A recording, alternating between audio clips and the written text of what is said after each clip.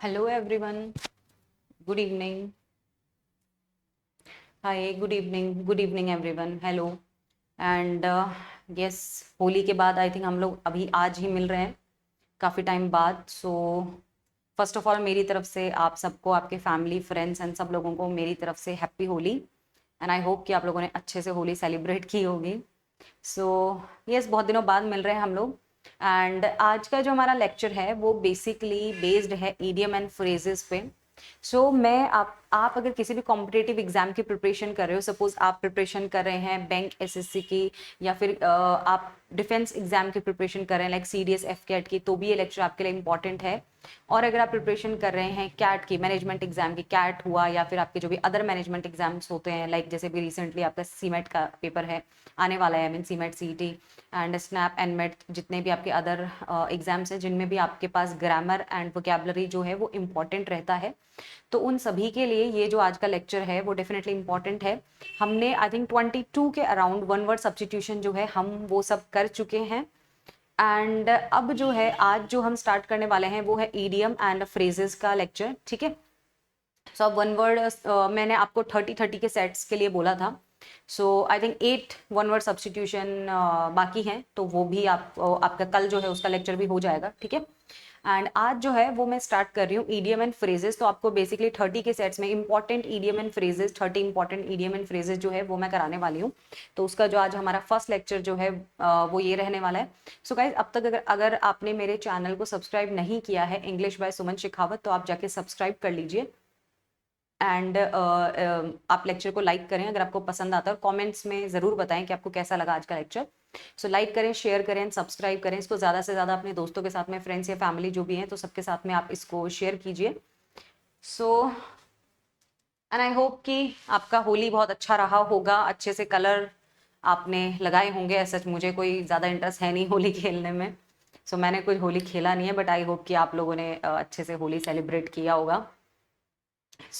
चलिए स्टार्ट करते हैं आज का लेक्चर बहुत ज़्यादा लेट नहीं करते हुए. एंड गाइज, इसी नाम से इंग्लिश बाय सुमन शेखावत नाम से मेरा टेलीग्राम भी है. आपको इसी नाम से मैं टेलीग्राम पर भी मिल जाऊंगी, सो डैट आप लोग जाकर टेलीग्राम भी ज्वाइन कर सकते हैं मेरा. ठीक है. आपको इसी नाम से मिलेगा, इंग्लिश बाय सुमन शेखावत नाम से मैं आपको टेलीग्राम पर भी मिल जाऊंगी. एंड आप इस चैनल को भी सब्सक्राइब कर लीजिएगा. अब जो हम करने वाले हैं ईडीएम एंड फ्रेजेस, जो आपके सभी कॉम्पिटेटिव एग्जाम, एसएससी हो गया, बैंक हो गया, सीडीएस एफ कैट एंड जो भी एमबीए के लिए एंट्रेंस एग्जाम्स होते हैं, एंड बेसिकली अगर देखा जाए तो आपका सीमेट सीटी में तो बहुत वेटेज है इसका, तो वो भी उनका भी आई मीन इम्पोर्टेंट ही है. भी हम करने वाले हैं. चलिए स्टार्ट करते हैं. फर्स्ट आज का जो ईडियम है वो है हमारे पास में अ पीस ऑफ केक. ठीक है. वो रहने वाला है हमारा अ पीस ऑफ केक. ठीक है. तो चलिए एक सेकेंड.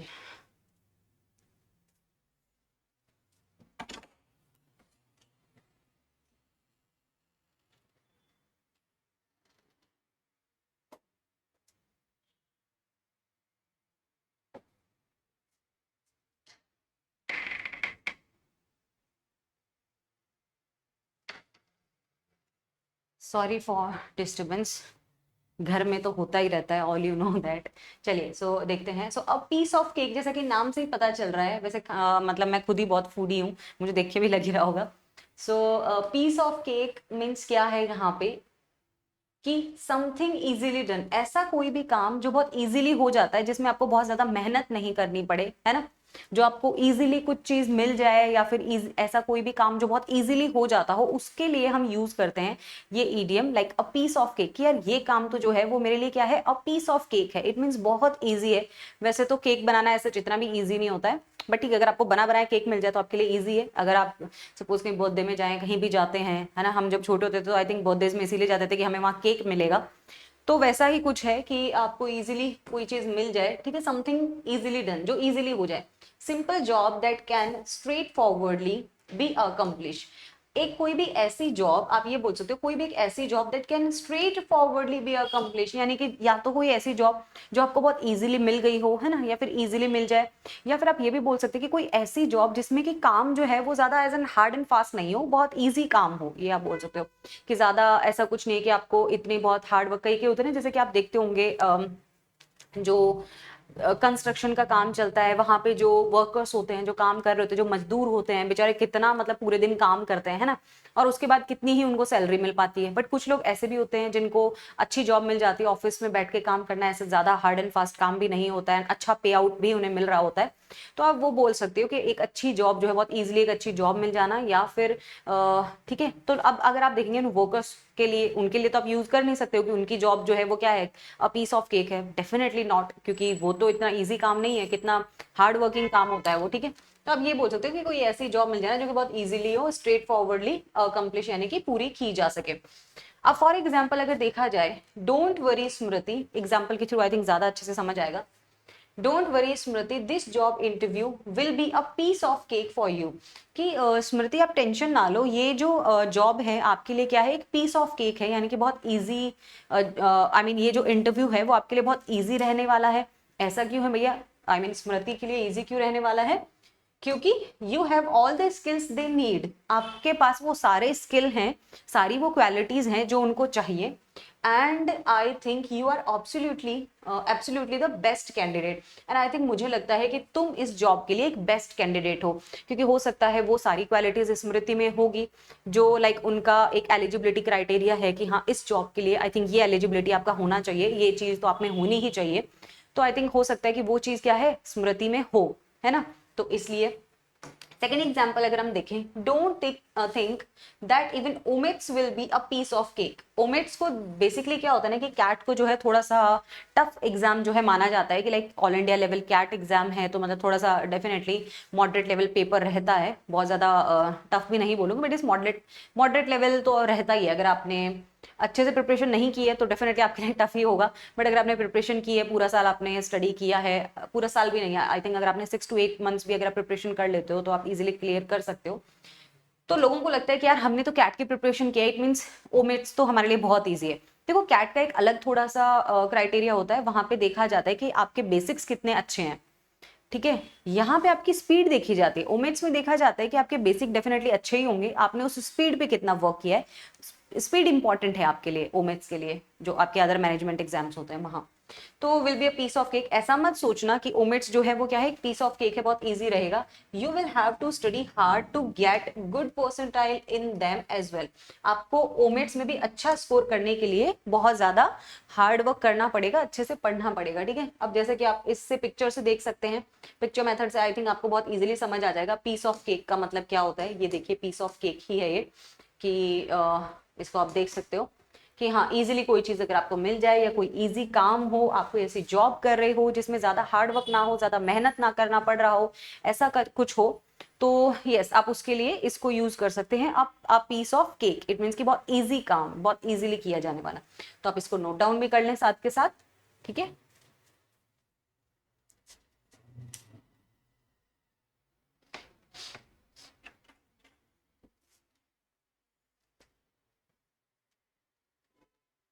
आप इसको नोट डाउन देखिए, सब आप सारे वर्ड्स नोट डाउन जरूर कर लीजिएगा, जिन भी लोग का अभी रिसेंटली एग्जाम आ रहा है, क्योंकि जब आप रिवीजन करेंगे तो बार बार कितना सेशंस देखेंगे जाके, नोटबुक में होगा तो इजीली आपके सामने ही होगा, सो आप देख लेंगे जाके, है ना। चलिए, सो एवरी लेक्चर में मैं आपको एटलीस्ट 5 वर्ड्स करवाती हूँ, तो 5 इडियम, 5 फ्रेजेस, उसके बाद में हम एंटोनिम सिनोनिम्स करेंगे। आई थिंक आपने देख लिया होगा, नेक्स्ट पे चलते हैं। ओके, सो नेक्स्ट जो है वो क्या है, let's the cat out of the bag. देखो इसका मीनिंग क्या है, let the cat out of the bag, ये तो है नहीं कि कैट को बैग से बाहर निकालना, अभी बैग में लेके तो कौन घूमता है, तो फिर इसका मीनिंग क्या हो सकता है। चलिए देखते हैं, कुछ ऐसा ही होगा। सपोज आप कोई चीज छुपा के ले जा रहे हो कहीं, और उस चीज को, वो चीज बाहर आ जाए या बाहर निकल जाए या सबके सामने आ जाए, तो फिर क्या होता है, वैसा ही कुछ है। टू लेट अ सीक्रेट, थोड़ा सा इनको ना लॉजिकली आप कनेक्ट किया करो, जो आपके पास में ऑप्शंस गिवन होंगे ना उनके साथ में थोड़ा लॉजिकली कनेक्ट करने की कोशिश किया करो, तो आपको आंसर ऑटोमेटिकली खुद ही से मिल जाएगा। Let the cat out of the bag, it means to let a secret, okay, out in the open. To let the secret, कोई सीक्रेट हो किसी का, सपोज कोई, ये ऐसे इमेजिन करो कि किसी का कोई सीक्रेट है और वो बाहर आ जाए, है ना। सो आप कनेक्ट कर सकते हैं, to let a secret, to let a secret out in the open, वो ओपनली आपका कोई सीक्रेट हो और वो सबके सामने आ जाए, इट मीन्स क्या है, आप वहां पे क्या यूज करेंगे, let the cat out of the bag, ठीक है। नेक्स्ट जो है, to allow something that is hidden, किसी चीज को अलाउ करना जो कि अब तक क्या थी, हिडन थी, छुपी हुई थी, लोगों को पता नहीं थी, टू बी रिवील्ड। कोई ऐसी चीज जो हो सकता है पहले हिडन थी, छुपी हुई थी, आप बताना नहीं चाह रहे थे लोगों से, जो भी आई मीन हो सकता है आपकी कुछ भी सिचुएशन या कोई भी आपके सर्कमस्टांसेस हो, आपका पॉइंट है किसी का भी, आई मीन सो पहले छुपाना चाह रहे थे, बताना नहीं चाह रहे थे, बट अब आप खुद ही उस चीज को क्या है, रिवील करना चाहते हैं, आप खुद उस चीज को अलाउ कर रहे हैं रिवील करने के लिए। ठीक है, आप चाहते हैं कि अब वो चीज रिवील हो, अब वो लोगों के सामने आए। जैसे कि आई थिंक अभी रिसेंटली मूवी आई है, अभी इसी का एग्जाम्पल है। सो मूवी आई है कश्मीर फाइल्स, राइट? अगर आपने नहीं देखी है तो आप जाके जरूर देखिएगा, बहुत अच्छी मूवी है। आई थिंक काफ़ी चीज़ें जो आपको क्लियर होंगी, बहुत सी चीज़ें आपको पता चलेंगी, पता चलनी भी चाहिए। आई थिंक जिस कंट्री में हम रह रहे हैं एंड जहाँ पे मोदी एंड योगी जैसे अच्छे पॉलिटिशियंस हैं, तो आई थिंक और ऐसे ही पॉलिटिशियंस होने चाहिए, और कौन लोग नहीं होने चाहिए, आपको वो भी इससे काफ़ी कुछ सीखने को मिलेगा। सो ये तो मेरा पर्सनली सजेशन है कि आप जाके ज़रूर देखिएगा। तो मतलब वो ये इसका एग्जाम्पल मैंने इसलिए लिया है कि जो उस टाइम पे जो सिचुएशंस हुई थी, लोगों को कुछ और बताई गई थी, और एक्चुअल में क्या सिचुएशन थी और जो भी कुछ हुआ था, तो वो आप यही कह सकते हो कि let the secret out in the open. इसमें भी आई थिंक कश्मीर के लोगों ने नहीं, वहाँ के कुछ आई थिंक पॉलिटिशियंस ने कुछ इशू क्रिएट करने की कोशिश की थी कि ये मूवी ना आई जाए ये वो, बट इस मोदी जी ने बोला है कि नहीं, आप देखें तो एज सच आपको रियलिटी पता चले। तो आप देखें इसको जरूर जाके, आपको रियलिटी पता चलेगी कांग्रेस क्यों नहीं होनी चाहिए, उस टाइम पे क्या क्या कुछ हुआ था। सो जरूरी है ये देखना। ठीक है, तो जो सीक्रेट था उस टाइम पे, जो कुछ भी हुआ था, क्या कुछ हुआ था, तो वो जो एक सीक्रेट था इस मूवी के थ्रू वो क्या हुआ है, ओपन हुआ है, वो बाहर आया है कि कैसे किसने कैसे क्या किया था। इंडियन आर्मी का थोड़ा नाम खराब करने की भी कोशिश की थी, मैं बोल सकती हूँ ऐसा। एंड आई थिंक मुझे लगता है कि उस टाइम पे अगर मोदी जी होते या योगी जी होते तो ऐसी सिचुएशन ही ना होती, है ना? सो यस, तो आप उसको जरूर देखिएगा। ये बिल्कुल उसका जीता जागता बोलते हैं ना एग्जाम्पल है आपका कि let the cat out of the bag, कि अब जो चीजें उस टाइम की जो छुपाई गई थी पब्लिक से, जो लोगों तक पहुंची नहीं थी या पहुंच नहीं पाई थी, वो चीजें अब क्या है, बाहर आ गई हैं। ठीक है, तो ये भी इसका एग्जाम्पल है। To reveal something either by accident or as a surprise, या आप ये भी बोल सकते हो कि एक्सीडेंटली कोई चीज रिवील हो जाए, है ना? एक्सीडेंटली भी तो होता है ना ऐसा कई बार कि कोई चीज रिवील हो जाती है, एक्सीडेंटली कोई चीज पता चल जाती है, किसी के सामने आ जाती है। सपोज कि इसका एक एग्जांपल आप ले सकते हो, जैसे कि जस्ट इमेजिन आप अगर घर में आप बहन भाई हैं और आपने अगर आप थोड़ी सी ऐसे सिस्टर हैं कि मैं अपनी चीजें, सपोज आपके फादर जो है आपके लिए होली पे मिठाइयाँ लेके आए, है ना, या आपकी मम्मी आपके लिए मिठाइयाँ लेकर आई, तो आपने क्या किया, अपना अपना खुद का पार्टीशन या उसमें से थोड़ा और एक्स्ट्रा डाल के उसको छुपा के रख दिया अलमीरा में। अब आप नींद में सो रहे हो, आपके ब्रदर ने आपसे बोला हो कि मुझे यार कुछ पैसे चाहिए, मिलेंगे, आपने बोल दिया हो नींद में कि यार जाके अलमीरा में से ले ले, और हुआ क्या हो, वो लेने पैसे गया था लेकिन उसे वहां पे मिठाइयाँ भी मिल गई आपकी छुपाई हुई, तो वो एक्सीडेंटली हो गया ना, ऐसा मेरे साथ हुआ था एक बार। तो इसलिए मैंने ये एग्जांपल दिया है। ठीक है, तो एक्सीडेंटली कोई चीज मिल जाना।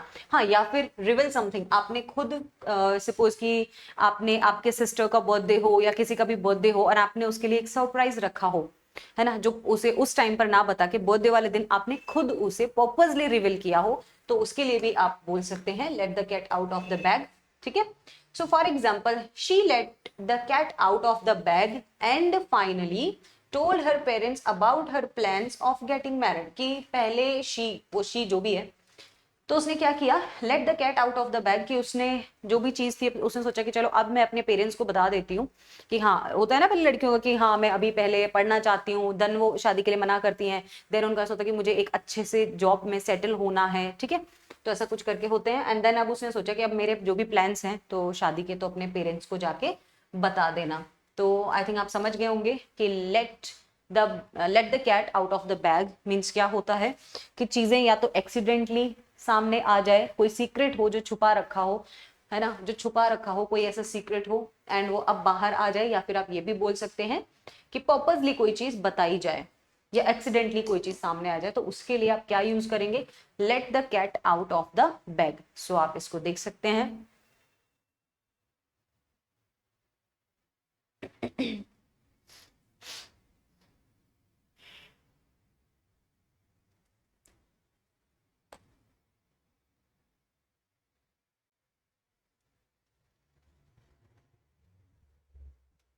चलिए जी, अब हम चलते हैं नेक्स्ट पे। सो नेक्स्ट क्या है, नेक्स्ट देख लेते हैं। नेक्स्ट है to feel under the water, sorry under the weather.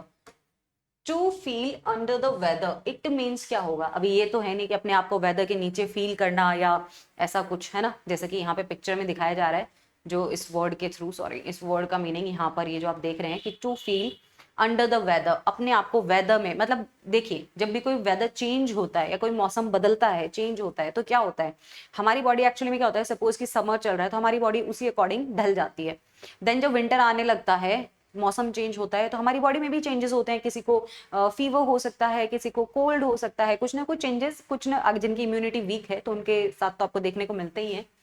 सो ऐसा ही कुछ है, तो वैसा ही कुछ है कि feel under the weather, under the weather feel करना, it means to be ill, ill feel करना, और मतलब इल हो जाना। या तो आपको अगर वेदर चेंज होगा तो डेफिनेटली क्या होगा, आपकी तबीयत खराब होगी, तबीयत बिगड़ेगी, है ना।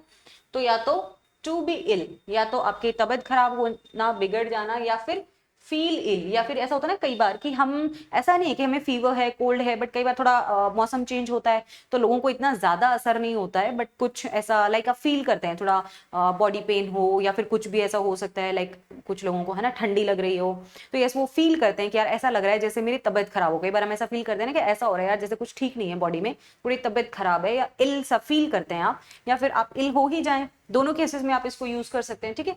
या फिर फीलिंग सिक, कई बार ऐसा होता है ना बहुत ज्यादा सिक फील करते हैं आप, थोड़ा आपको हल्का हल्का सा जो गले में खराश होता है, या वो मौसम चेंज होने की वजह से भी तो हो सकता है। कई बार जब वेदर चेंज होता है, जब आप विंटर से समर में जाते हो, समर से विंटर में आते हैं, तो थोड़ा कुछ चेंजेस होते हैं, तो वही आप बोल सकते हैं कि फीलिंग सिक, थोड़ा फीलिंग आपको सिक जैसा फील होना। सो फॉर एग्जाम्पल, ये इसका इसके दो मीनिंग ये है, एक अदर मीनिंग और है, वो भी मैं आपको बताऊंगी। पहले हम इसका एग्जांपल देख लेते हैं। Saloni was feeling a bit under the weather. A bit मतलब थोड़ा सा, बिट मीन्स थोड़ा सा, वो ऐसा फील कर रही है कि under the weather means like कि आई थिंक शायद थोड़ी तबीयत सही नहीं है या ऐसा कुछ फील कर रही है। So she decided not to go to the movie, तो उसने डिसाइड किया कि वो मूवी नहीं जाएगी विद हर फ्रेंड्स, उसके फ्रेंड्स मूवी जा रहे होंगे, प्लान बना लिया होगा, बट उसको कुछ थोड़ा सा सिकनेस फील हो रही है और वो कुछ अच्छा फील नहीं कर रही होगी। देन शी हैज डिसाइडेड कि यार मैं नहीं जाऊंगी, आप लोग ही जाइए। सो ऐसा कुछ करके भी आप यूज कर सकते हैं, ठीक है। नेक्स्ट इसका एक और मीनिंग भी है, और वो मीनिंग क्या है, ड्रंक और इंटॉक्सिकेटेड। इट मीन्स की हैविंग हैंगओवर, ऐसा होता है ना कई बार थोड़ा ज्यादा ड्रंक होना, आई मीन ड्रिंक कर लेना बहुत ज्यादा, या जो भी है, और इंटॉक्सिकेटेड होना, तो उसमें भी कैसा फील, हैविंग हैंगओवर, कि थोड़ा सा सिकनेस सी फील करना, उसमें भी थोड़ा ऐसा ही फील होता होगा, मतलब सिकनेस सी फील करना, बीमार जैसा सा फील करना, इल जैसा फील करना, तो उस सेंस में भी आप इसको ले सकते हैं। इसका एग्जाम्पल भी देख लेते हैं। I was with friends last night, कि मैं लास्ट नाइट को अपने दोस्तों के साथ था, इन अ पार्टी, किसी पार्टी में, and now I am under the weather, and now कैसा फील कर रहा है, हैंगओवर जैसा फील कर रहा होगा, या सिकनेस फील कर रहा होगा, कुछ बेटर फील नहीं कर रहा होगा, है ना। तो वैसा भी आप यूज कर सकते हैं। तो आई थिंक आपको समझ आ गया होगा। ये एक न्यूज का भी आपके पास में है। So feeling under the weather, feeling under the weather means feeling sickness, है ना, feeling sick. Now how to differentiate between allergies and covid.